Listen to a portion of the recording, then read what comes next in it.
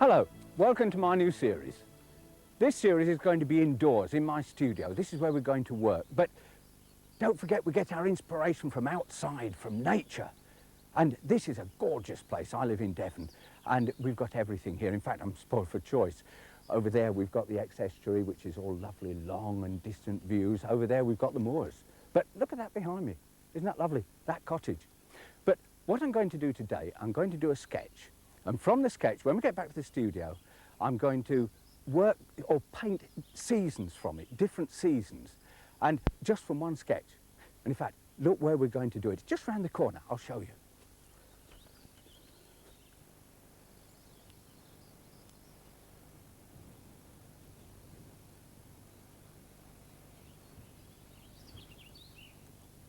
What do you think of the scene? It really is lovely, isn't it? One of the reasons I've chosen these big trees is because trees do show the seasons. And this is, of course, what we're going to paint. In other words, they've got leaves on or they haven't got leaves on. And, of course, that's pretty obvious. That's good for doing this type of thing. Also, we've got the cottage. And it's low down. It's in a very nice place to position it in the picture. But there's one thing. You see that? Well, I won't call it a nasty-looking tree, but there's a tree there that doesn't look very picturesque.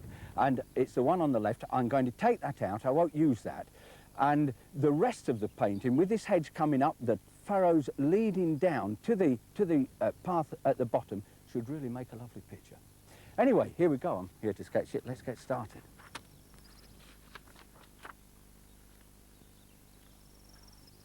That's a bit of luck. I've just got the trees the right height. That just works. I'm not putting any detail in them at the moment. I'm just getting everything worked in. And then we've got the cottage. Now the cottage, remember, is very important because it's something that we can see scale with, and also it takes us into the middle distance. Now when you do a sketch like this and you're going to work from it at home, you might find that there are certain things that you would alter, but never alter too much. Don't get excited and think I'll take that out or put that in. When you're doing your sketch, apart from this tree that we're taking out, do copy faithfully as much as you can, because you've then got the real thing to see and to work from when you're at home. And then you can decide what to take out. There's a nice tree up there, I like that. You can decide what to take out when you're actually working back at home. This distance is it's a bit bland, that distance. Again, that can be changed when we sketch at home if we want. There's a top of a tree sticking up there. In fact, there is a tree up there I can just see, so we'll put that in. Down here, we've got a hedge. And then this, if that's the house, this hedge, actually it isn't a hedge when you see it, that is a row of, it looks like fir trees, quite big actually, and they go, in fact, out of the picture. Now, this is where I'm going to start to do some shading, I think. I shall just put some bit more definition. Now, I'm sketching, or shall we say, shading, again, almost as though I'm scribbling. But what I'm doing, and this is very important, the pencil is going in the direction that the hedge is growing. And the hedge, of course, is growing uphill. And so the pencil lines are going up, and just sort of bring one or two out over the top because they're brambles and things that are sticking out there. And then we go into a grass, almost the edge of the field, and we've got a furrow that comes up here. So I'll just suggest the furrow in. And then, very important, we've got these branches that come over in front of the house. Now, that's important because it shows that the house is behind these branches. The branches are dark and definitely come in front of the house, and it gives more depth to the scene. This is information for me. Now, you might find that you want to put more information in. If you do, absolutely okay. There's nothing wrong. If you're doing, you remember, this is for yourself to gather information for working back in the studio. And it's up to you as to how much information you need. think they're fir trees. Now, when I've done that, we tend to run into that up here. It's because of the tone. That's almost the same as the tree. So I'm now making that darker so that the tree comes away in front. Well, that's all I need. I'm happy with that. So let's go back to the studio and we'll paint some seasons from it. I'll see you there.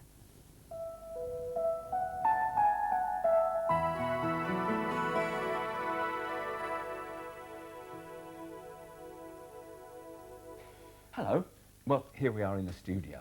Now, what I've done, I've drawn the picture from the sketch, and I've decided that the season I'm going to paint is autumn. Well, sort of late autumn, not with all the full-blooded colours, I'll just have it a bit more subtle than that.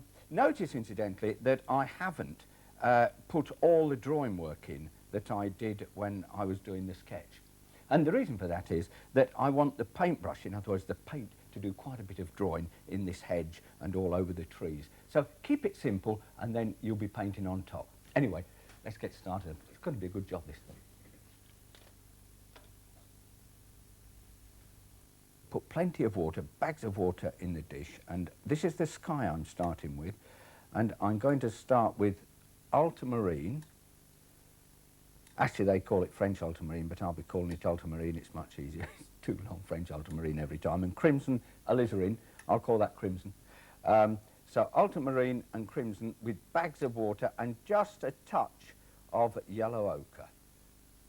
Now, it just sort of dirties the colour a little bit. Now, at the same time, the sky will be changing colour and it will be going into a sort of more misty, dirty colour. So I've got a yellow ochre mixed there, or not mixed, I've just put the yellow ochre in water, and then a little touch of crimson, and I'll add that as I'm painting down the picture. At the same time, when I come down to the field, there's going to be green added, but I'll add that as I'm actually painting. But those two main colours are now done. Now remember, we've got bags of water on this. Just go straight across the picture. And now I'm just adding a little bit of that yellow with it. It's just, it all mixes as it goes down. Another bit of yellow. I'm carrying on the same. I know it's sky, but or this is land and it's sky that's going over it, but this is it, because what we want to do is to keep the picture, or the first coat of the painting, we want to keep it all running together, and then we'll start to define it when it's dried. All runs and merges together there. Well, remember, we'll be going over this, and let that run into that. Oh, again, the top of the hedge. Just run it in so it isn't a clean edge to the hedge, clean edge to the hedge. That's difficult to say. Now, we've got to let that dry. You can't work on top of that until it's dry, or otherwise it would all run around and you couldn't control the paint. So I'll dry that and then we'll continue. Right, these distant hills, this is where we're starting again. Notice I'm not putting much work in them because there wasn't much to see when I did the sketch, because there's really in the distance, there was a hedge that comes up here and into these trees. Now, these trees are very important because they do give us a scale for the distance. Now, this is a point. I'm doing them with an up and down stroke of the brush. Oh, I'll just leave that branch there, rather nice. Might just work nice out. I'm doing an up and down brush stroke. I'll show you what I mean. If you paint the trees like that, I'm going to exaggerate now, by the way. If you paint them like that and leave, or they're accidental lines that are left, let's now close the bottom up. The lines that are left are in the shape of trees because they're running down. And at the same time, they're fir trees, therefore they've got this little bit at the top just sticking out. So the brush stroke does it. Now, on the other hand, if we did the opposite to that and did brush strokes like that, to start with, any natural brush brushstroke that was leaving white paper would have this horizontal look to it. In fact, it would look more like water rather than trees. So it is important that the brush is used in the correct way for certain things that you're painting. Now, I'm going to come down from here, but I'm going to warm the colour up a bit. I'm just going to add a little bit more crimson into it and a little bit more yellow ochre, and I'm going to put these trees in here. Now that is done very freely with the brush stroke. I'm not fiddling, don't fiddle. It's, especially at this stage, you can fiddle later on, just put a bit more work into it. But that's the hedge which is around the field. Let me have a look at the sketch. Yes, we're around the field, that comes around there. Then we've actually got some trees around here. Notice I'm suggesting trunks on them. They might not show, they might be covered up with what we're going to paint, but they're there. And it means that it looks like a tree. Even if we cover it up at this stage, it looks like a tree. And we've got a bit of a hedge there. I won't come in front of the house yet because I just want to put a bit of colour on that. So that has really done the sort of the middle distance trees and got the middle distance into perspective. Now I'm going to mix the colour for the two or three main trees. Now again, use plenty of water, and I'm using ultramarine with crimson. This time I'm going to add a bit of green, which in fact you haven't seen yet. I've used it in the background, but that's a Hooker's Green number 1. Lovely name, isn't it? Hooker's Green number 1. Now a little bit of yellow ochre. What I'm looking for a dark colour. And although when I paint it, it's going to go lighter when it dries, but I want it reasonably dark to start with. Now, one thing you must always remember, never worry how long it takes you to mix the paint in the palette. It doesn't matter, but on the paper, if you get it wrong because you haven't spent enough time, you're in trouble. So don't worry, time isn't important when you're in the studio. It is when you're outside, but in the studio, you should be able to control it all right. Now, I've mixed the colour, and let's start with the trees. Now, work from left to right on these trees. If I start on that one and go on to that, I'm going to smudge it. So it sounds obvious, but all these little things are important, especially when you get started. And oh, let's just put a few branches out, because the branches do come from here. I'm just starting them off, and I'm working up the tree. Now I've got a smaller brush, which I shall show you later, but I'm going to be using this small brush for the small branches on the trees when this brush gets too big, like it did there. It's just getting a weeny bit big for the size of branches up there. Now I think I'll go into using this brush now. I think I'll take that out. It's much easier to talk with it out. Let's put these smaller branches on. Now, as I say, this is the one bit where you want to be reasonably quick. But speed will come with practice. I mean, you can't expect to be quick straight away. So it isn't anything that you've got to be worried about. It's just the fact that as you progress with painting, you'll find that certain things happen much more quickly, basically because you know what you're doing. Let me show you. The tree that I just done, we was doing little branches like that, and that's fine, that's lovely.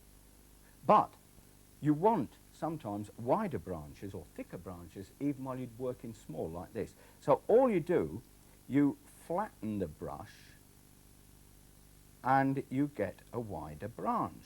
As you lift it up, you get much lighter branches. So if you like, what you can do, the tree I'd just done, the last tree, I could actually do that tree by pressing sideways like that. And look at these lovely edges you get, gorgeous, aren't they? And you can actually work the tree with this brush. Let's say you wanted a thicker branch out there. And so what you've got a small brush working quite big, and that's nice because it means you've got the same brush, the same colour, working all the time, and you're not having to change brushes. think I'll start at this end and work backwards because I haven't got my hands over it, so I'm all right. I just want, these are just the little sort of bright touches of leaves, remaining autumn leaves that you've got on there. Then I'm adding into that a darker colour, and I'm changing it again into this sort of dirty green. Notice there's little bits of white left. Well, that all helps a painting, a watercolour. A lot of them are accidental, of course. You're not planning for them. It just happens to work as you leave the brush, and one brush stroke goes against another, and leave it, it's nice. Oh, I know what I must put in. Put a couple of puddles. We had a spot of rain that night, and just nice to put a couple of puddles in here, so I'll just, all it is, so weenie bit over that, it's the colour of the sky, and I'll put it in, they must go in perspective, so in other words, they're going towards there, and therefore they look flat. We'll put another one over there, just assume that there's another puddle there. Now, then we need some earth round there, go into it there again, bring it over, and the brush strokes are all coming in the direction of this perspective.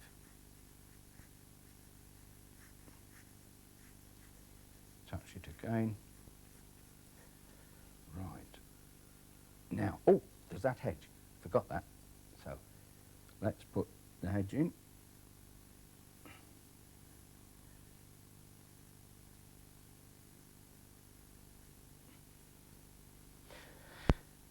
Now, you can't do anything until that dries, or obviously, if you're working up there, you'll be smudging it. If you're working on top of it, it will be running. So we've got to let that dry. Right, while I'm waiting for this to dry, let's put it up there, I want to show you different seasons that I've done already from the same sketch. So let me show you what I've done. This one, it speaks for itself, of course, because it's snow. Now, the difference with this one and the one that I've just done is that I've hired these hills through here, and at the same time, it's cut off the top of the trees. But the reason I did that was that, to me, to make it snow and a real winter scene, I wanted to get a lot of snow in it. Actually, the snow in this is a lot of white paper, but on another programme, I'll show you how to paint snow. It's lovely stuff to do. But you can see what's happened. I've got the image of winter with all this snow and a little bit of sky. And so that to me works. And it's from the same sketch, remember, and also from the same sketch is this one. Now, this one is straightforward because we can see it's spring. We've got spring colours, spring greens. The buds are just coming out. But more than anything, I thought I wanted to get the sky looking a spring sky. And with these sort of clouds scudding across, and we might have had a little bit of a shower, and there's blue sky coming through. So to do that, I decided to have more sky than land. So I've cut up the bottom off on the sketch, or lowered everything, which is the same thing. And I've suggested a field here. We didn't have a field before, but that doesn't matter because we're creating our own landscapes indoors. And we've got a nice bit of sun on here, shadow on that side and sun on there. So it gives that lovely feeling of spring. One last thing I do like, that shadow that comes across there. And of course it relates to the sky. The cloud has gone over the sun and it's given that lovely shadow. And I think that works. So let's see whether this one's dry. That's it, all ready to go again. Now I'm going on to paint the trees. You bring the brush over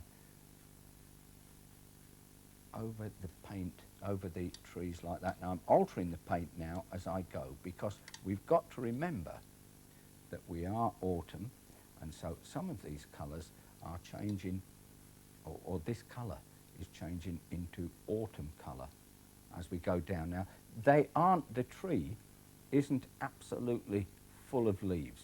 This is just the sort of ones that are left at this time of the year. In places like there, you just see and almost put it over as though it was shadows. And then, when you come to paint the next coat over the top of this, when this is dried, you've got more different tonal areas. Now, what I'm doing here, the brush is really dancing. This is where you let the brush dance, because I've come into the hedge, and there's all sorts of things sticking up into the hedge, going back up into the trees. I'm going to use a smaller brush in a minute for this, but I just want to show you that you can do it with this brush. Just suggest things coming up. You don't need a lot of paint for this. It isn't a big wash that I'm putting on there. Just put the chimneys in.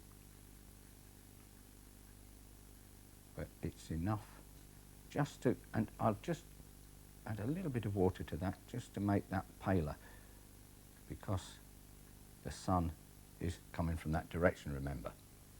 And now I'm starting at the bottom like I work. Oh, it's a bit dark. Oh, I don't know. No, it will do. I'll bring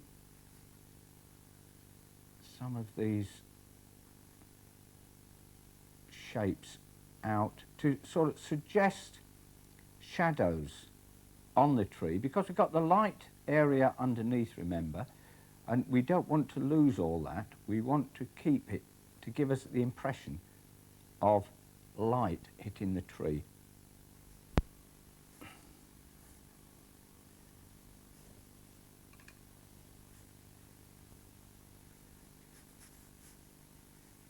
Now, I've done one or two things. I've put a bit more dark into the trees and into this hedge down here, and of course in this hedge you can see how much darker it is.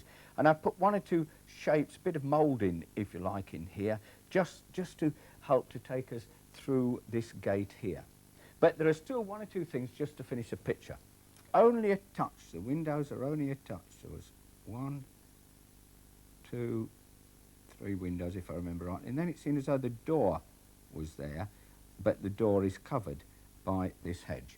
So now the hedge continues down here and into this sort of tree area. That's a nice dark paint I've got. Just bring them over. They'll look quite dark at the moment, but they do go paler, as all watercolour does. Now be quite free with this. Just sort of bring it round. Let them jump around. Now, as they're coming in front, let's bring one in front of the house like that. And that helps to push the house back. But even come down to there. There's more. Don't get too even. Let's get another one out there. And just throw them around. Perhaps a little flick here and there just to show a suggestion of dead leaves on the trees. And I think that's it. I'm happy with that. Now, what have we done? From one sketch, we've painted 3 seasons. The snow one, gorgeous one, all white, a lot of white paper, but it really made you feel all cold. And then the spring one, it made you feel all bright, and especially when you're painting it. And, of course, the autumn one that we've just done. And what it does, it gives you tremendous pleasure doing this in the studio, as well as practice. Why don't you have a go? I'll see you next time.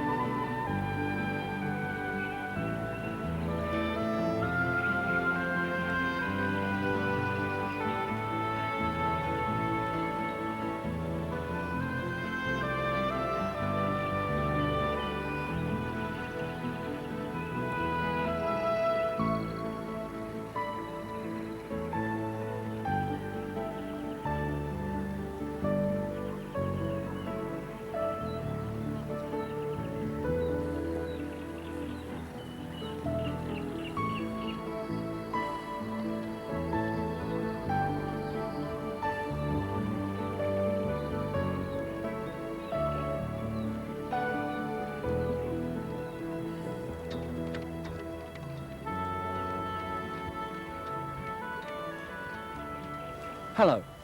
There are times when you just don't feel like painting. There's all sorts of reasons for this. I mean, the weather might not be right. It might be windy like it is today, and it might be a bit chilly.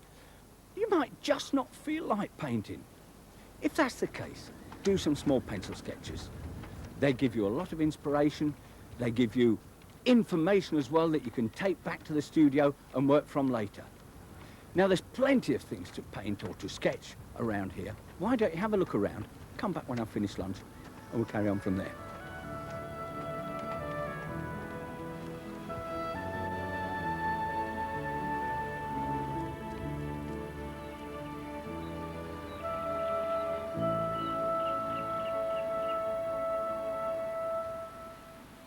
Oh, that was quick. There's just one sketch I do want to do before we go back home, and it's over there, just over the other side of the estuary. So why don't you come along, we'll have a look.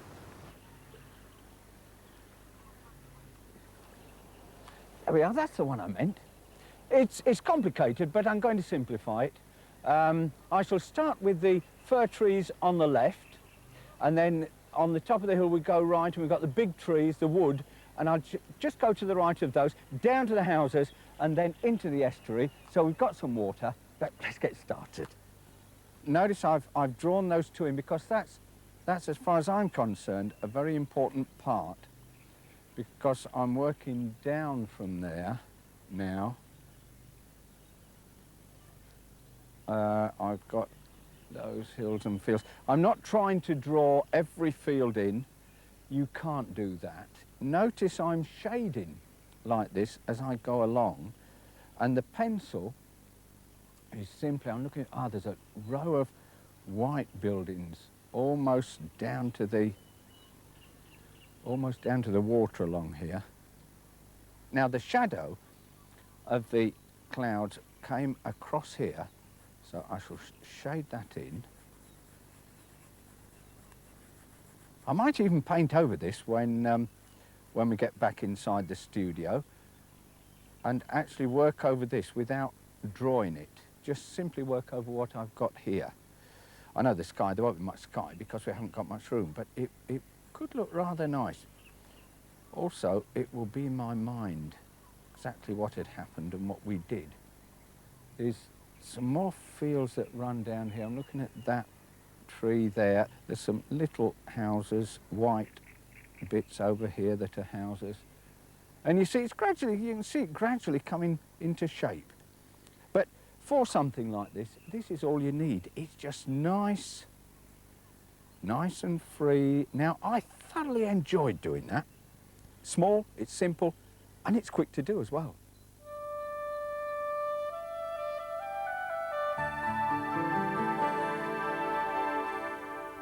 Oh, it's nice to be back in the studio after all that wind. It was windy out there. Anyway, let's have a look what we did. Now, oh, actually it looks very nice. There's a nice page of them there, isn't there? Look at that. We've got that was the wrought iron lamp, or light.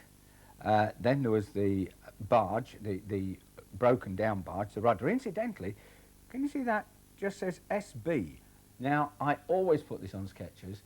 S for sun, and B means it's behind me. So, and that is in the position. So it's to the right and behind, and that's where the sun's coming from. And of course, you can see the shadow that came down here and left us all in light.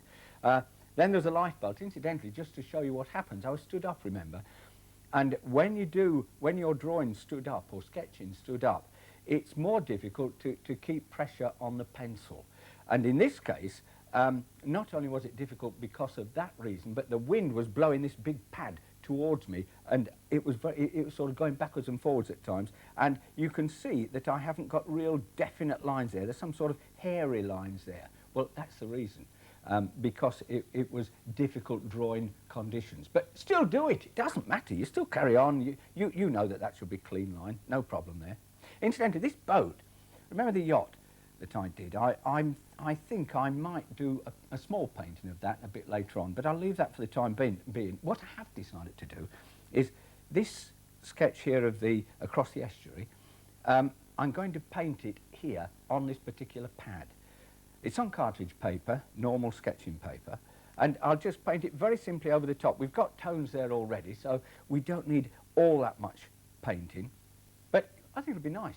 Anyway, I love doing things like this, especially when you just come back, you know, you feel as though you're still there. So let's have a go. Now, the colours that I'm using for this, again, from my usual 3 colours, ultramarine blue, crimson alizarin, and yellow ochre. I'm just adding a little bit of blue in there. I've got plenty of water, bags of water, a little bit of pink. Looks very simple. There doesn't look much in there, but it's enough for this little area that I'm going to paint. Now, starting at the top, I'm breaking it at the top so it doesn't look clean and neat, because this is a sketching page. I just want a little yellow as we go in there, just to give it a bit of distance, a bit of yellow ochre. And now into the field colours. Now there's 1 or 2 little bits of green in here, although most of them, oh, I remember talking about that green, that field underneath the church. I must remember that. Now you see, that's good. I remembered it. 2 things. 1, because it's not a long time since I did it, but the other is that I've drawn it. Once you've drawn something, it puts it in your visual memory and you remember things. Few trees down here which I shall darken up anyway. I want to put in these houses, and the one thing I've got to remember, there were some red houses there, or red roofed houses, so I shall put those in. There weren't a tremendous amount, but they were there, and this helps to give the character. Now there's some white, that was a block of white, I remember that, that was white, just a few dotted around. Now I'll leave that to dry and then I shall go in with some darker colour. So as soon as that's dry, I can carry on. Now I'm going to paint these small trees. Well, in fact, they're not small, they're big pine trees. But I'm going to be very careful with them because they're quite an image-making part of the painting. So I've got a small brush, although I wouldn't normally use a small brush on a painting like this, but I need it just to get them right. So here we go. They're obviously darkened silhouette, and I just want to make sure that I put some trunks on them, or what might appear to be trunks. And there's a sort of hedge underneath. Now, as soon as I've done that, I'm changing brushes. I'm going on to my normal size brush, which happens to be a number 6 in this case, for these trees up here.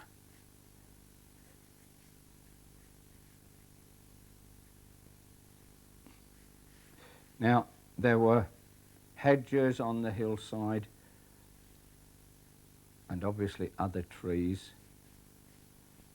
So I'm just suggesting them. I'll paint that a bit darker actually. I think it'd be rather nice because I saw it with a shadow over it. Oh, and it was really gorgeous. And there's nothing like seeing something that inspires you. Trouble is, these things, these sort of bits of nature like that, the little sequences of nature, they do happen very quickly. And you've got to remember them rather than paint them. It's almost impossible to paint them because they're much too quick. But I'm just putting in these little suggestion of hedges. Now, we're coming nearer to us down here where we are seeing, that was the church. I mustn't cover the church in. The church was here. And now I'm suggesting all the trees that were around the houses. And remember I said to keep a shape of houses somewhere so we can see that they could be houses. You see there's one. We'll keep that there. A little window like that. Oh, lovely. Now that looks like the shape of the house. Little bits and pieces around here. Just want a bit of shadow colour in there. I'm going a bit bluer now, just to get a bit of there's a nice little bit that could be. Oh, watch the yacht, watch the yacht. Alwyn, you nearly missed that. Actually, I like doing this because you're jumping all over the place. The brush is really having a good time. It really is. Oh, yacht. Thank you. Really is nice when you're not concentrating on looking at something. You're really just concentrating on painting, and that's nice because you're in one one world only, a make-believe world.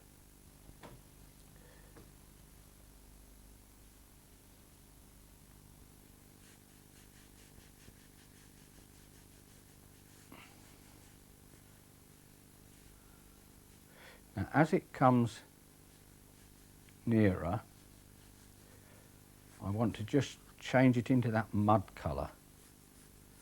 So I shall add a little bit of yellow ochre to it. It's got a weeny bit dirtier. A bit more yellow ochre to it. And a bit of crimson. So we come into more of the mud. Now there's only one thing I want to do now to finish this sketch is I want to put the yacht in, or shall we say the hull of the yacht. It's a bit blobby, isn't it? Still, it looks like a yacht. And that's it, really. Oh, by the way, there is one thing I want to show you.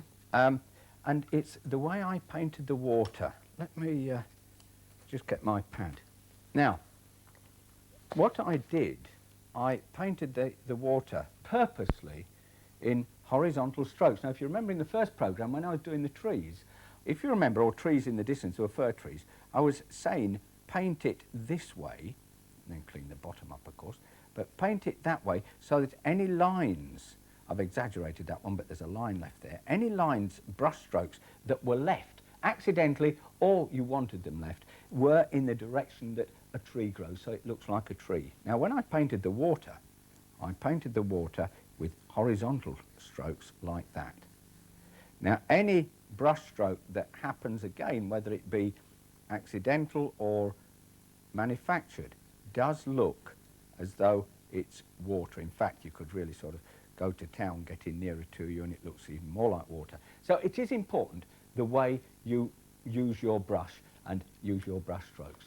And I'm happy with that. I mean, the one that I've just done, I'm happy with. If you remember, this is the one that I painted down on the canal, and boy, it was windy there. Still, it isn't as windy here, so I'm going to have a go at painting it. In fact, what I have done, I've drawn it. I'm not going to paint it on that pad. I've drawn it on the same paper as the pad. It's cartridge paper, so it does mean that I'm going to do almost a sketch, but a sketch indoors. A very simple watercolour.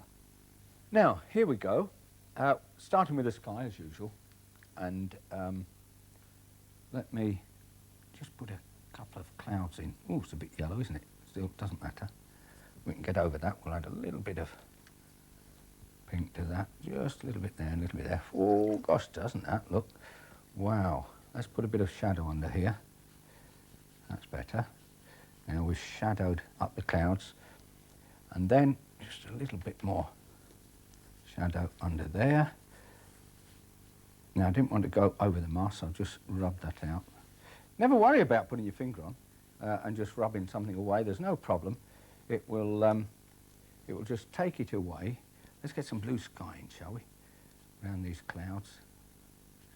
There's the yacht mast that goes up there.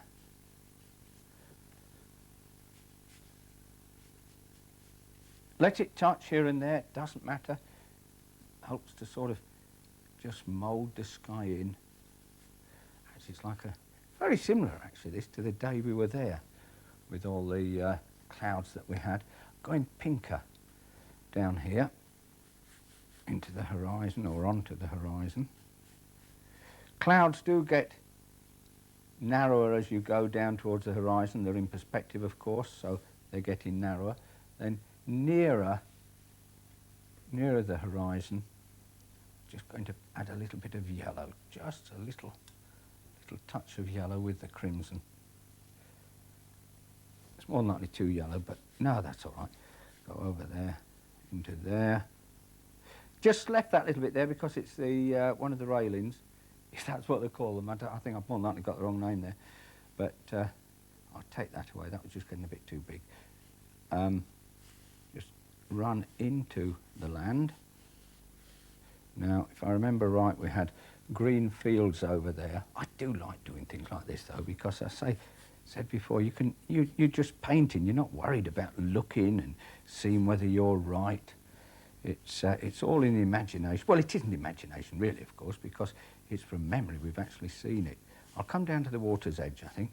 Down to the water's edge there. Horizontal brush strokes again, remember? And that may, oh, that's a reflection there of that yacht, so we'll just leave it. Now those brush strokes are done like that to let the grasses come up. Another touch so that it just helps to mould it in a bit more. Whatever it is, it looks nice. It always does that colour. I'm going to run in there a bit just to break it, just let it bobble around there.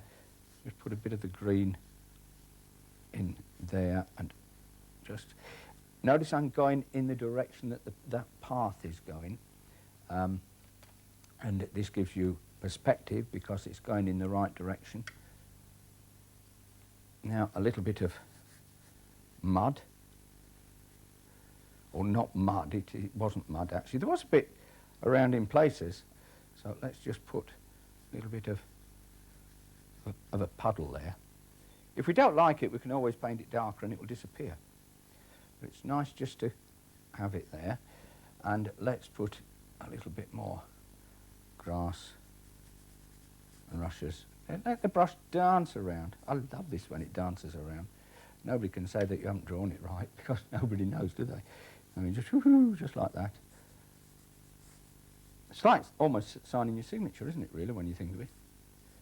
Just doing that little thickness there, just to give it a bit more weight down there. Right, now, I can't do anything else until it dries, because if I go back to the yacht colours are going to run into the background, which I don't particularly want them to do. So I'm going to leave that to dry, come back, and start on the yacht.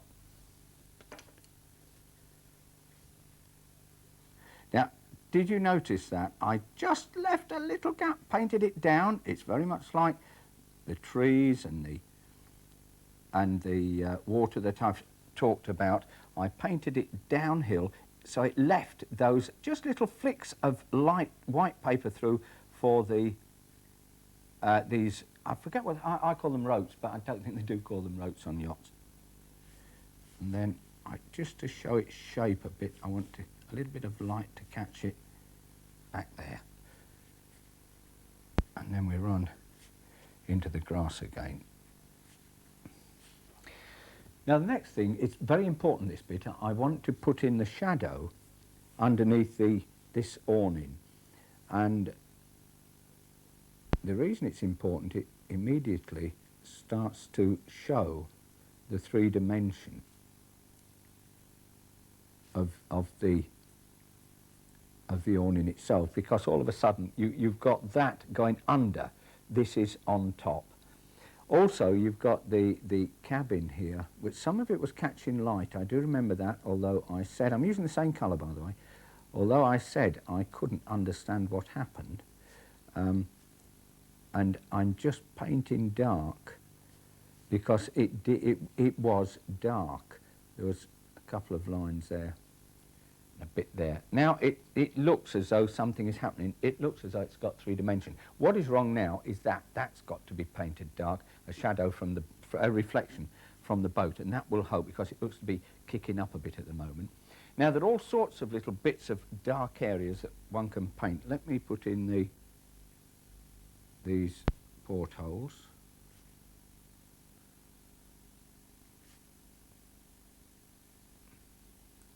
They're dark, of course. There's something happening around here. That was all dark, and there was something on there. See, all of a sudden, that is starting to come alive, that little area.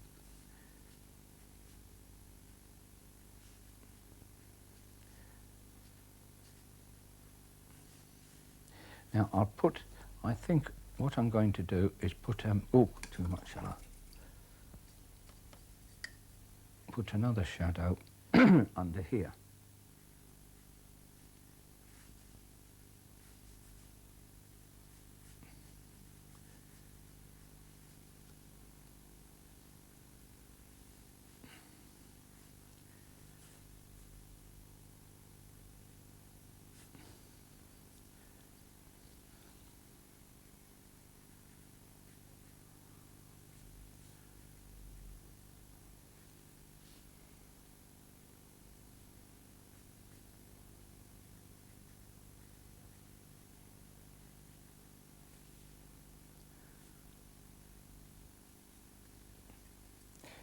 These are all them lovely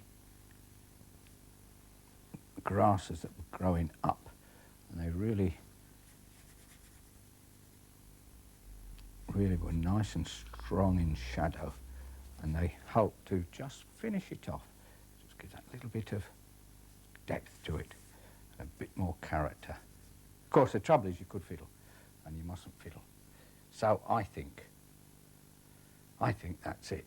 And it makes a lovely, free, watery watercolour, doesn't it? All nice and juicy. Oh, it's lovely doing something like this. Now, although this is only a small picture, have you thought of framing something like this? Let's have a look. Or let's put a mount round to start with. Now, look at that. Now, doesn't that look gorgeous? It really brings it to life, doesn't it? I mean, that would make a painting on a wall. So don't think that a small painting like that is not of any significance. In fact, let's have a look at what we have done today. I mean, look at this. Doesn't it look nice? The whole page is now full of memorabilia, if you like, of what has happened today. Let's even mount that one. Now, look, that could go on the wall, and wouldn't that bring back memories? It is amazing what you can do in a short period of time. Now, it also shows that you don't need to go out just to paint big pictures or special pictures. You can sketch and enjoy it, and it also gives you a lot of practice. So why don't you do something like that? Believe me, it is worth it. I'll see you next time.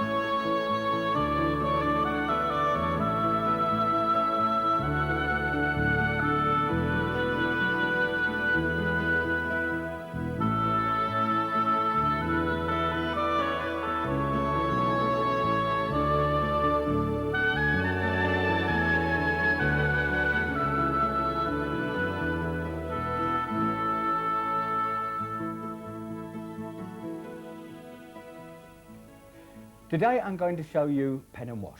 That simply means doing a watercolour and drawing pen and ink over the top of your watercolour.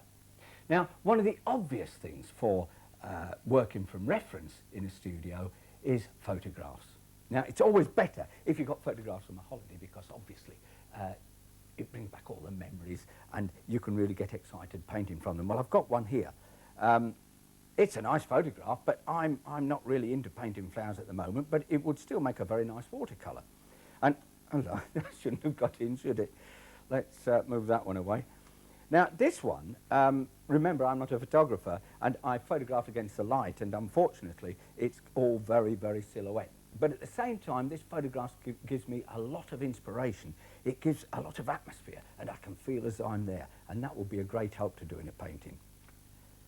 Now, this one, same again, photographed against the light, but because of the gondolas, we know that and can understand where it is, and we could paint a very simple picture from this. Simple because there isn't a detail in there. I'd do a nice little oil painting from that. It would make it rather nice. Only a small one, not a big one. Now, this one's one of those very intimate photographs that you take when you're on holiday, and in fact, that would make a lovely little study, but I think I would do that in pen and wash because of these wrought iron railings. I think that would look nice. Now, this one is the one I've decided to do, but it just isn't my type of subject. But I like it. It inspires me, all the colours and the movement and everything happening. So really, it's going to be almost a challenge for me, but I don't mind. It's nice. Now, I've drawn that already. And what I've done, I've obviously drawn the boat in, and all the figures coming off the boat, but I haven't put them in detail. But there it is. We're all ready to start. Now, before I actually start painting, I want to show you how the paint runs on this particular type of paper. It's a hard surface paper and the paint doesn't soak in, and this is because we want it hard to work the pen over the top. Now, I'm putting a big piece here because I don't want to splash the drawing that we've got underneath, and you'll see what happens. It runs. Now, if I just squeeze that down, you see how watery it is. Now, if I mix another colour into that, let's just put some yellow ochre into it, you can see how it all merges together. You see, it stayed wet quite a while, and then if I put another colour into that, say we put red into that, you can see it is all very, very runny. Actually, it's gorgeous. It's all watercolour as far as I'm concerned, and it runs. You haven't got as much control over it. But don't worry about that. Let's, just before we finish, let's put one more big blob of lovely, juicy watercolour on there. And you see that blue. I mean, look how it blobs. The paint or the water stays there a treat, doesn't it? Look at that. But as I say, you haven't got the same control. You can see the way it's running down. You've got to be careful about big blobs like that. And if you do get a big blob like that and you don't want it, just wipe the brush out either on tissue or on the side of your box, and it goes. The same with that. So just take a bit of that out. Anyway, there we are. Now let's start on the painting. Now, I'm starting, as usual, with the sky, and it's, again, my usual colours, ultramarine and crimson, and just a little bit of yellow ochre, but very, very little, and here we go. Now, one of the great things about this when you're painting with pen over the top is that if your colour goes into areas that you don't want it to, or doesn't show a proper shape, as it were, it doesn't matter. Because the beauty of it is that you clean it up with your pen drawing, and you draw over the top, and it doesn't matter at all. It's part of the way of this type of painting. Now, they are white railings, so I'm just being careful in there. Just looking, yes, they're white railings. Now, they may get covered up eventually, but they are there. The white railings have been put there. Now, the blue gets deeper as it goes into the sea, because we're into the sea now. Looking at the top, these little areas here just need to be taken out a bit. They're just getting a weeny bit full of paint or water, and they're going to start to run back, and that wouldn't be very nice. What you're doing now, you're just filling in areas, but whatever you do, make sure that you don't cover up white areas, because you can't get white back. You can always go darker, but you can't get white colour back. Around here we've got, I'll paint that in. I'm not letting that stay pure white, in other words white board, because I don't think it would help the picture. I think the white would be too strong if I painted white, if I left this area white paper. Might even have a bit more yellow on it than that, just to break it away. That's it. And I notice that it gets dark as it goes underneath the stern, because it's going out of the sunlight. So let us go a weeny bit darker. In fact, it goes very dark. I think there's a boat or something there. I don't know what it is. Actually, that's almost a flesh colour, isn't it? Although you won't see much of the flesh colour so high up and so far away. There should be almost silhouette. We'll just put a few in here. And then we've got a few around here. But it's amazing how many white colours people wear.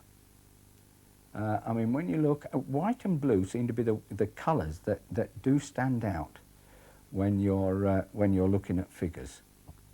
I don't know why, but they do seem to stand out quite a lot.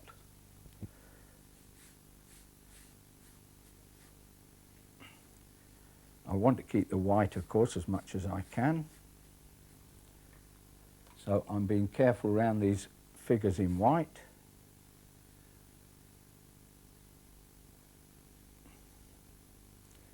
You can't go in that direction when you're painting down in between legs. So then all you've got to do is just let the brush paint round the shape of the leg and then continue in this direction. It's amazing how much paint it takes when you're doing areas like this. It's because you don't realise how big these areas are. I almost run out of paint then.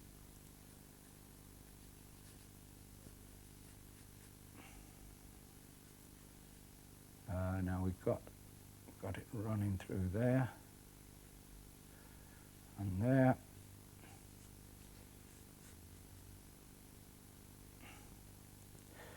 That's now all I've got left to do now is to put in the darks. Now the darks will make a tremendous amount of difference.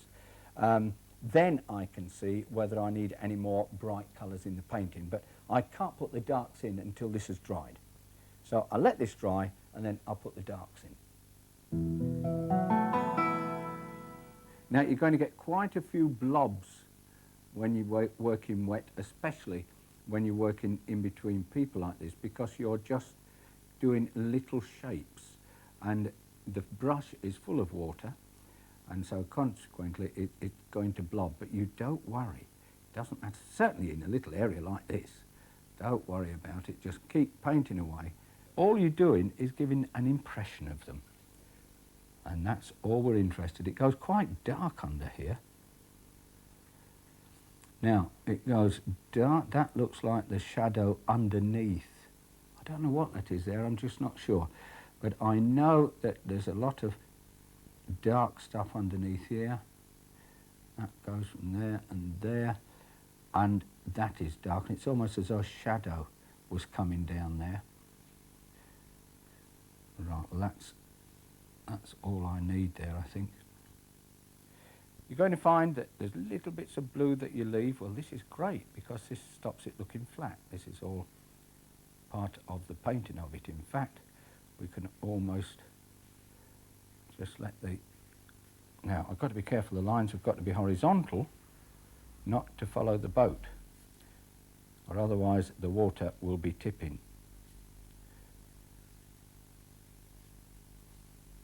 But we're sort of putting legs in now, and bits of heads, perhaps a dark one there, dark silhouette there, and it's a bit dark through there, and put one down there. And you're talking yourself through this as you do it. And as you talk yourself through, then you get the feel of the people and what is happening. I mean, there's a person there, let's say they've got a hand there, there's somebody there, so they've got their hair, and then they come down here, they're stood at the side of the water, there's somebody else there, they've got, I don't know what they've got, it doesn't matter, they're sort of holding something. That type of shorts, instead of the bright colours.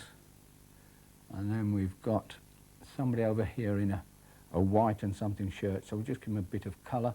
Some more dark people, or dark clothes over here.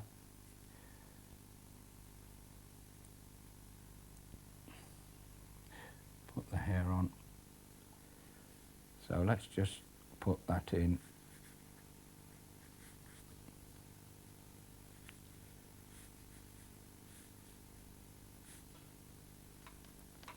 Just get it a weeny bit darker.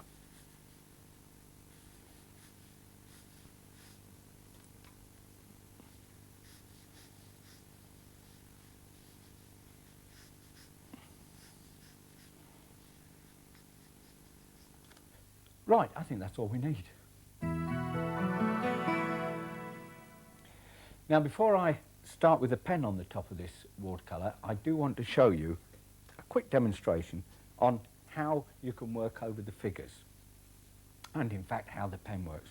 Now, these figures I've just done, but they're dry. And in fact, always have a little bit of board handy to get the pen working and make sure it's there when you want it. Now, here we go. It's a case of feeling the figure and just giving it some. Now that needs some hair on. He's walking away from us, that one, because the hair's on the back, and it's a dip-in pen, so obviously you have to keep dipping the pen in. Now, to give it dark trousers, it's just a case of shading over. Don't put feet on. It's not right putting feet on. It doesn't work. Now this person is coming towards us. And let's. Gosh, I'm glad I haven't got a haircut like that. Mind you, that's a lady anyway. So. You don't need, incidentally, you don't need to have the pen everywhere. In other words, you don't need to outline it everywhere, but we need something there as though the arm's gone down. And here we're carrying a bag, a little bit of shadow there. So a little bit around there. Now, that's it. You're working the pen around, but oh, I mean, I've got these little really teeny ones here. Let's just do those. Say it's a dark top person there, another one there. Just let the pen keep moving. You see? And if the pen keeps moving, it gives this feeling, this freedom. If you work very tight and you try to do a head like that and then a body round like that, it's going to get, it's just too tight and it'll be too formal, and you'll start to get into real trouble when you get into a crowd of people. So straight in, and don't worry, just go on to the figures. Incidentally, that is how you work the pen, up and down. When you go up, let it be a light stroke. When you come down, you can press on more. Right, let's get going. So I'm starting up here with the, well, let's start with a lifeboat. Just want one or two bits of outline, not a lot on the lifeboat. You can put those, whatever they are running up there, davits or whatever. Give that an edge. You see how it gives an edge to things, and all of a sudden you find that things are starting to take shape. Now, I want to be careful with these, not put too much on them, because they're at the further into the picture, away from us. And if I do them too dark, or let's say even too detailed, they're going to jump forward, and this of course is what we don't want. We want them to stay where they are on the boat, up on that particular deck.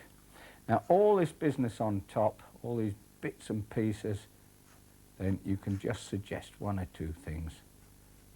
But I'm not even looking at the photograph, I'm just doing lines now. I've looked at that because I wondered what that was. Something that sticks up, and then we've got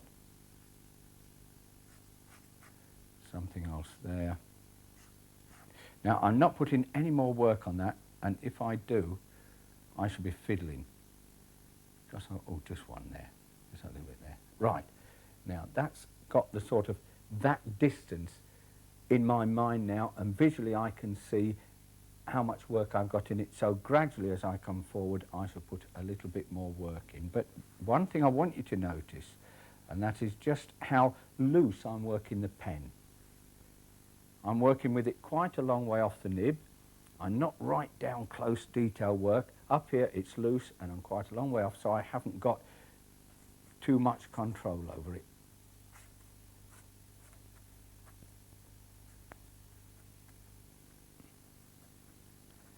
It really does get exciting though when you get the pen really moving, because I'm sort of building up for this, and here we go now. We're in a crowded area where there's plenty of people all getting on the boat or coming off the boat, shading in places just to give it some extra depth to it.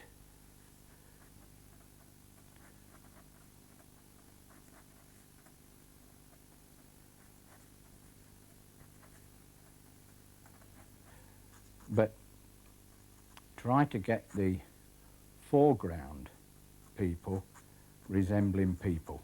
I think we'll shade that in that back, and that strap will go over there, come to there.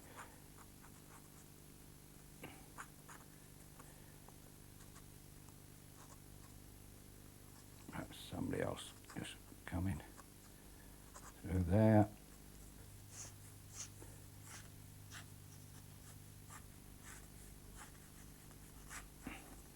The rocks, I'm being very free on the rocks.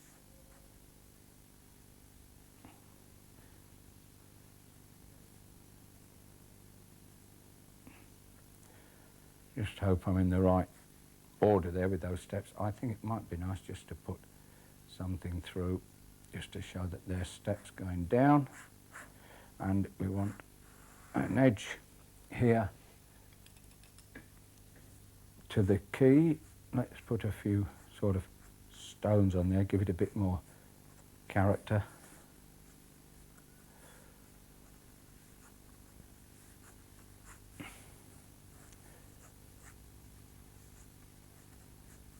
You find that the pen really dodges around and you see things as you're working, and then you just let the brush or the pen follow.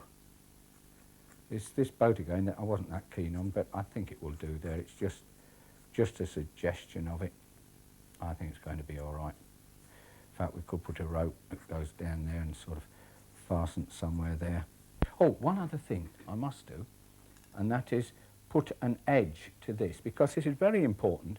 As I said earlier, it shows distance. This is dark, clean cut, we know it's close to us, and it shows distance. So I want to put an edge. Now these are stones, look like made stones, manufactured ones. I don't know whether they're real ones or not, but they're reasonably crisp. So we'll put those in. What I'll do next, as soon as the pen dries, I'm going to put the shadows on and have a look at it then. Now a little dark under here, or a little darker. I put almost water there first so that I could have it going from pale to dark, even darker still. Because it's going, that's that funny shape there, which was, I'm sure it's a boat, but I'm not going to worry about that. I'll leave that. In fact, I'll cover that up. That's it. Now, that's made the stern go back. One little bit I'm a bit worried about is that little end bit there. I'll just take that away. Now, the shadows of the people. And I'm not doing them, incidentally, as dark as they are on the photographs. They're very dark on the photograph. Obviously, it was very hot when we were there. And very, very strong shadows. And the shadows, I'm just pushing a weeny bit more that way rather than that way. It's just the fact that I think they just help to run so we can see them rather than being hidden all the time. Now, again, I'm not copying the shadows that's there, apart from these first ones, which I can see very clearly. And there's a lot all along here. And they're running along the edge.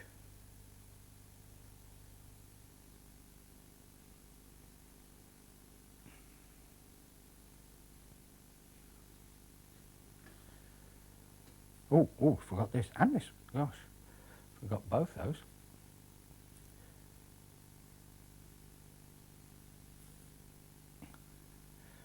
And the one here.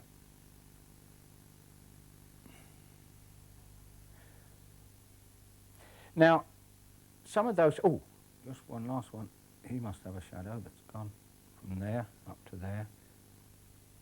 Now, the shadows might not be exactly right, but they're going in the same direction, of course, but it doesn't mean to say that the shadow is exact to the shape of the person, but that doesn't matter. It's given the image and the impression of sunlight with the shadows.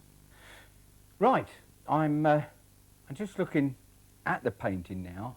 As far as I'm concerned, it's almost finished, but I need to look at it just to see whether there's anything that can be done. In fact, this boat down here, I have put a bit of tone on it just to calm it down. It's a bit bright standing out, and it doesn't mean much, but it's there in the picture. I'm not interested in it. It's just right.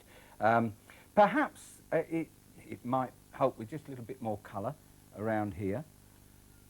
Yeah, I'll just put a bit of yellow in there, just to over the top of that yellow, because that wasn't very bright. That just to sparkle it, just gives that little brightness, that little sun coming out. Perhaps a little bit of yellow there. Yes, just helps, just to give a bit more movement around here. I could put a bit of red in, but I think I'm going to start fiddling, and you mustn't fiddle. Incidentally, it's quite a different subject matter for me, and as I said earlier, it was an experiment, but it seems to have worked. I might have got a bit heavy with a pen in here in places, but I mean, I'm looking at this, I'm happy with it. I think the boat area over here, these aren't too dark. I was worried that they might have been too dark at one point. I haven't put too much colour in these figures because if I did, they would have jumped forward too much. No, the whole thing seems to work. It's a nice composition. We run up there and up to here into the ship. So no, I'm happy with something like that. In fact, it's amazing because it was a challenge for me. I told you at the beginning, but it really was, because this isn't my type of subject. And I've done it with pen and ink as well, which is slightly different because I'm not always working with pen and ink, and especially all these figures.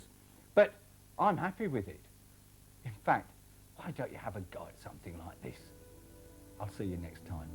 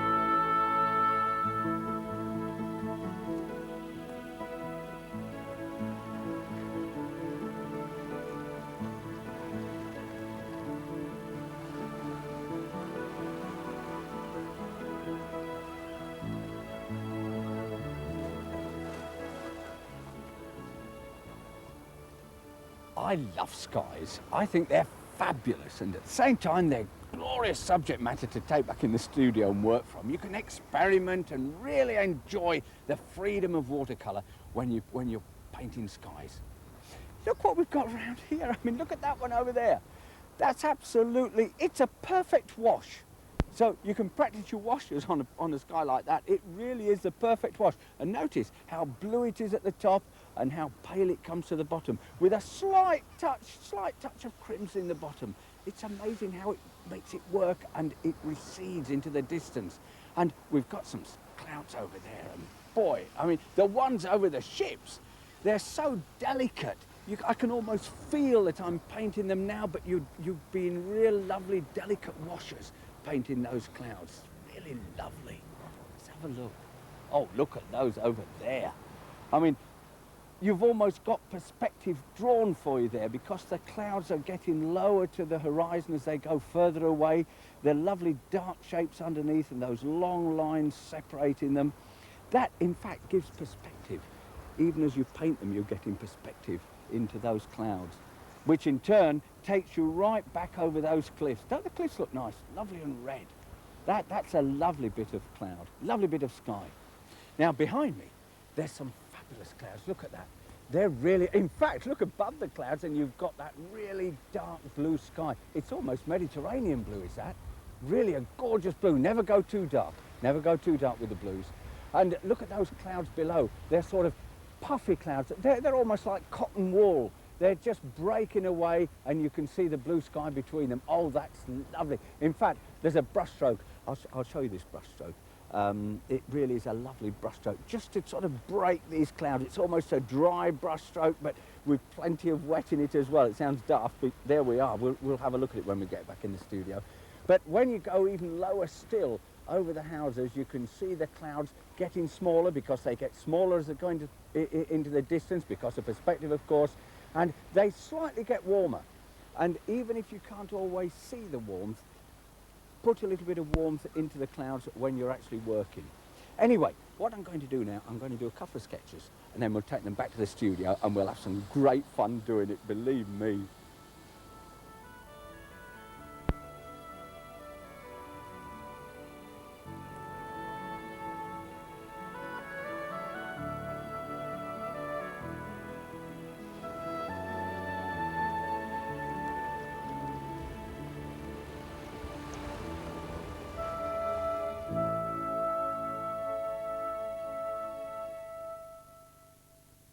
I'm raring to go now. There's so much to show you. But before we start on this first sky, I'm going to mix some juicy colour for it.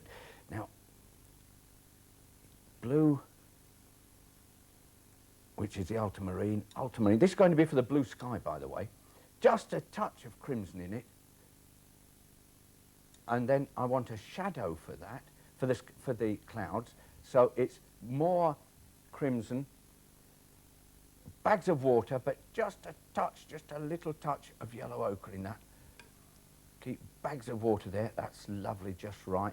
And then I want a yellow, which is still yellow ochre, for the sky, clouds of the sky. So that's it, we're all ready to go. Just add a bit more in there. Obviously, you mix colours as you go along, but this has got to start, this has got things going. I'm working on a rough paper, and it's dry, I haven't wet it first, so here we go. Now, I'm painting this billowy sky. Although I'm working straight down on the paper, I haven't done any drawing, it's really from imagination as well. And I've just seen the sky out there, and so here we go. Now you see how rough it is. We're going to get some lovely effect with that rough part of the, where it breaks, where the blue breaks away into this rough paper. Now that's lovely. Now what we want to get, just break some water into that, just pure water. This is all juicy and it's almost like experimenting. But at the same time, we know what we're doing. We're aiming for what we want, and that's these billowy clouds. This yellow is the sunlight on the clouds. Just have a bit more up there. Now we want to get some shadow into these clouds. So I've gone into the shadow colour that I made. And all of a sudden you can start to see these clouds taking shape. Now, as clouds get into the distance, as I said earlier on, they do get smaller and they get sort of thinner. Now, I just want to go a bit pinker into the distant clouds, just a little bit. Now, what I've done, I've gone too pink in that, so I'm watering it down. And the reason that I was sort of hurrying with that is because while all this is wet, I want the colours to run together. Ah, now you can see it happening. I think I just want a little bit darker in that bottom cloud, in that cloud there. I'd just like it to be a little bit darker. I know you tend not to go back on these clouds once you've started, but it just could do with being that little bit dark. Just add a little bit in. Look, that's all. Just in there. That will just help that. It will run back in there, and it just give a bit more depth to that cloud. Now, we're pinky down here. Now, these brush strokes, incidentally, these brush strokes are broken. It's dry brush with wet. I mean, the brush is loaded with paint and water, and yet I'm hitting and missing. Because of the rough paper, we're getting a dry brush effect, and this is giving an image of distant clouds. And this is what I want. Now, as clouds get really into the distance, I've added a bit more yellow ochre into that. As clouds get into the distance, they tend to build up so that you just see a massive cloud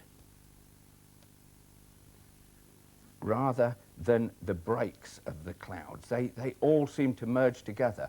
Another thing that you must do when you're doing this is go into the land.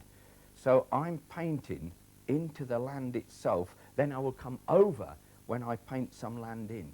And that's important because when you paint skies, although we're only practicing skies, what you must do is always give some landscape below the sky to give perspective, and you can relate to where the sky is, if you're looking right up at the sky or you're looking through to the horizon or over hills. So this is very important, that you have that little bit of landscape. Now, I'm working down here. I'll be painting over most of this with the land.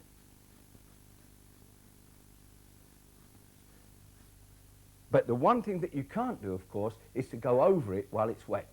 So that's the first wash in.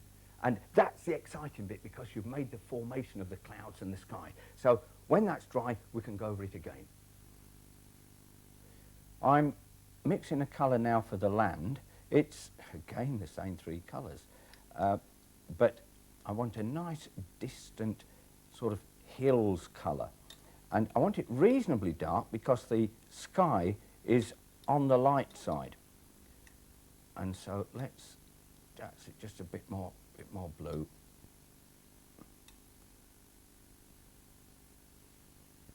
I think that will do it. And we do need the land because it is giving us perspective.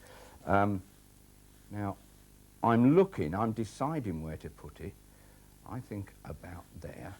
So, and here we've just got the tops of trees. That's what I'm just diddling the brush around for.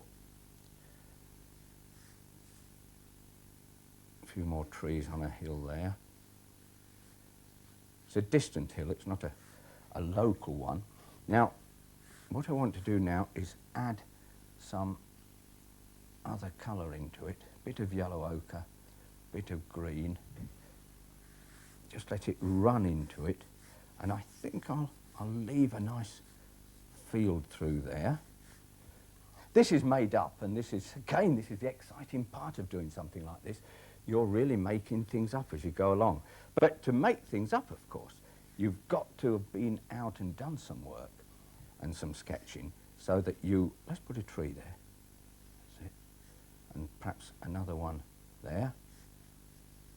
But you've got to have done some work outside, because then you'll remember what happens. But it's all experimenting, getting used to paint. This is the beautiful part about painting skies like this.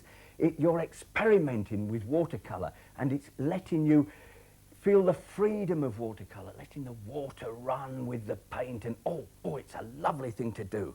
Well, that's all I need to do. I might just darken the hillside again a bit more later, but I think I'm happy with that at the moment. What I want to show you is this wet, dry brush stroke.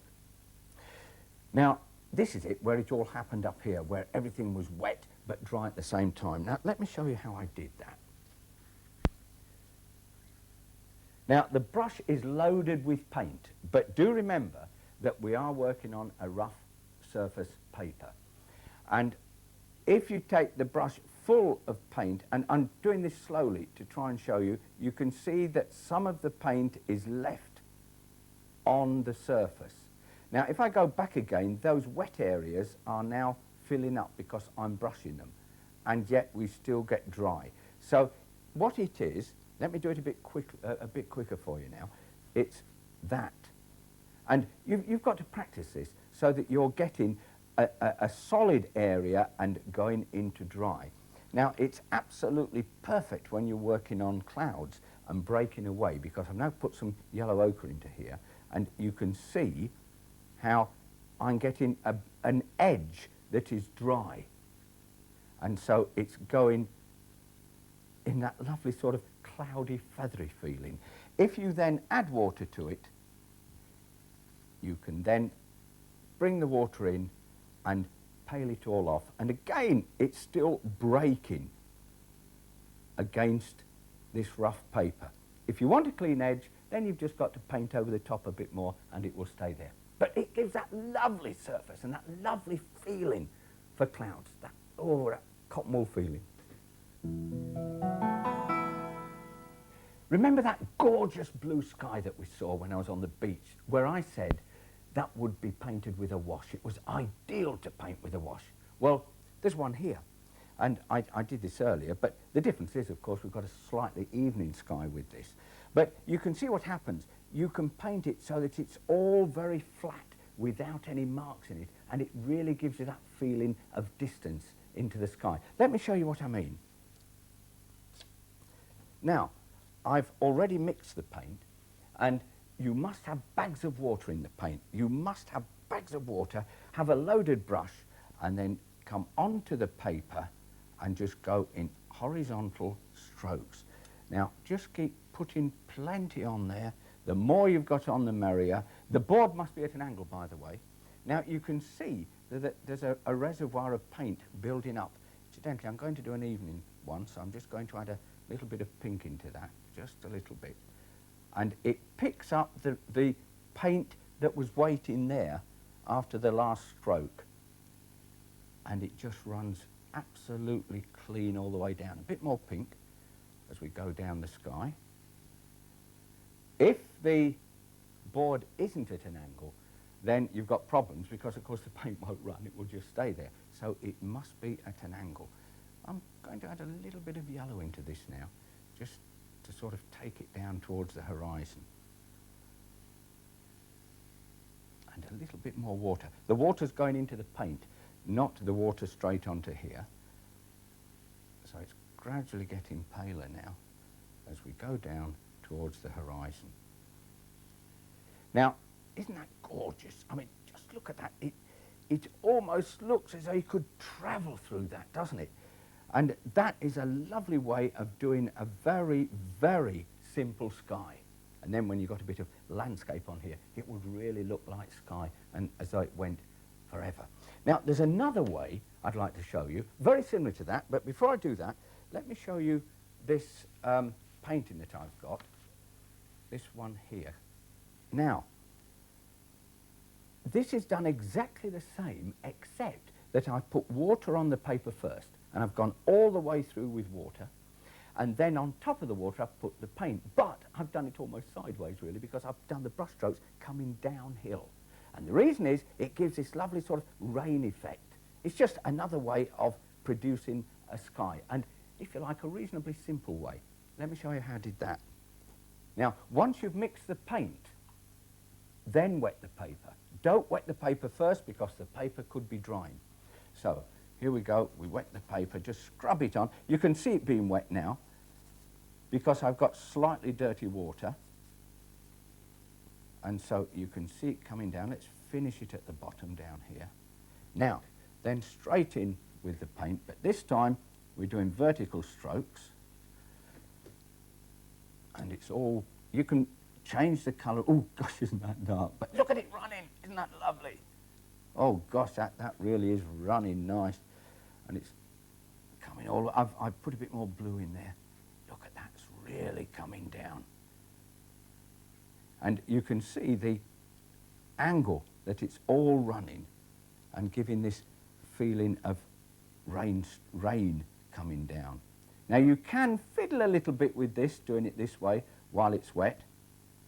But oh, I love that bit of light there, isn't that gorgeous? Doesn't it look watercolour-y? Don't know what to do with that. I almost feel as I want to leave that. It looks so nice. Let me just take this away, because you get so much water building up at the bottom that you've got to be careful that you take it away before it goes where you don't want it to go. As long as you stop wetting the paper at where you want it to control the paint, you'll be perfectly all right. I'm going to leave that. I like it. It could be all sorts. You could put a mountain around there. You could do all sorts of things. But you can see the way that it's running down, and the paint is still running along the bottom. Just take it off like that. And there we are. Another exciting way to paint skies is to experiment on different coloured paper. These tinted Bockingford papers here are absolutely great because the paper's a watercolour paper and you've got a choice of the colours to work on. Now, I've actually done one on this cream colour, but I'm going to do a demonstration with the grey. Now, the difference is on the, well, in fact, let me show you. Look, there's the one I've painted on cream. Incidentally, what does happen, you just put a mount round it, doesn't it make a difference? I mean, you really get, the whole thing comes alive when you put a mount round and it brings it all together. But you can see what's happened with this cream paper. Because watercolour is transparent, we've got the glow of the cream coming through, which gives you sort of late afternoon sky and atmosphere. It really is lovely. But the grey one is going to make everything cool. Now, I'm going to do a demonstration on grey, but I'm going to try and use the same colours that I've used on this one. I've mixed the colour for this sky, and the colours, incidentally, are the same colours that I used for the first sky. But you can, in fact, you can see the blue coming across. Now, this is where I want to really get some lovely, juicy colour in. I'll still bring in the yellow ochre for the clouds over here. I'm going to let them run a bit more this time, and we'll get, oh, yes, look at that. That's running lovely, isn't it? Now a bit of shadow working. That's really nice. See how the brush is jumping around? It really is moving. I think we can do with a bit of, just take that off a bit with the brush and bring some more blue in, with a bit of yellow in the blue this time, just a teeny weeny bit. Oh, that was nice the way that run down there. Now let's get a bit of warmth into the sky nearer the horizon. That's it. Oh, that's looking... You see, this grey, can you see how the grey is coming through? I must put a bit more up there, or otherwise that will be dry. So we'll just put a bit more sky up there, and that little bit there. Just take it away just a fraction. Just dub it through. It was just some odd shapes I wasn't happy with. I want to blob them out as well. They'll get a bit too blobby. Now, this is still dry, that's why I wasn't concerned. And you can see that lovely colour coming through, that grey colour. It's almost oh, that's nice, isn't it? Isn't that lovely the way it's running down? Now, I'm not worried about that because that could be rain. And now I'm going yellower with a bit of yellow ochre and just a touch of crimson. And I'm going to let that run now into the landscape. But what I will do, I think I'll leave a river there. So a river goes round the corner, and I'm going to leave the river the same colour as the paper because that will be the light reflected from the sky. And just bring that down there and leave that now. Just take that away. Now, I'm going to take one or two bits of blobs out of here. I want to take that one out, one up here, one there. There's one there.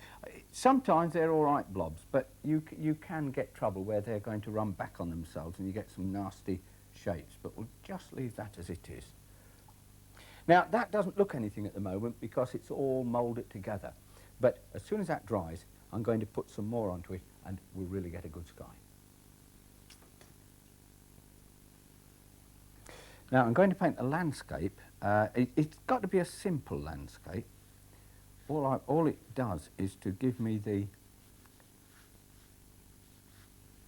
distance from the landscape to the sky or to the horizon.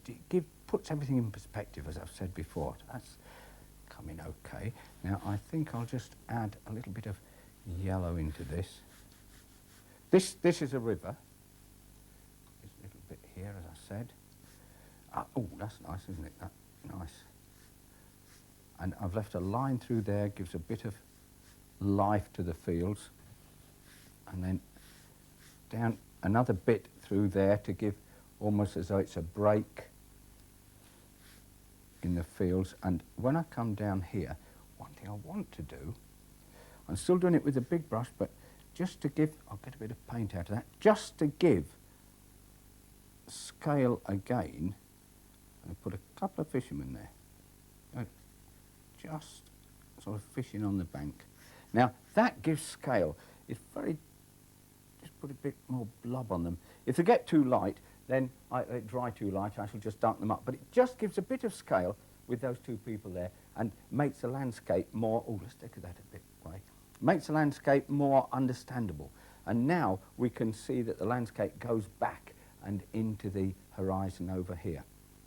Now, I'm happy with that. Incidentally, have you noticed the colours are on the cool side around here? And this came down as a wash. It really came down nice. And so rather than put any more clouds in, it was just lovely to leave it because it gives that tremendous distance through there. Now I've done that one, let's have a look at the other one and compare it. Look at that. That is amazing, isn't it? Doesn't it show a difference?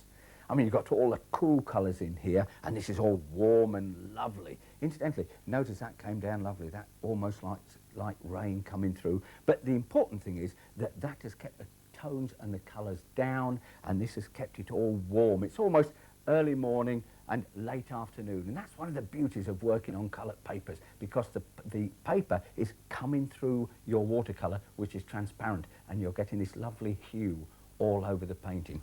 Now there's another one I did this on cartridge paper. Now, the beauty of cartridge paper is that it is a sketching paper, it's an inexpensive paper, and you can really practice on it and go to town and not worry about it. Be very free with your brush strokes, but always put in landscape. That gives the scale.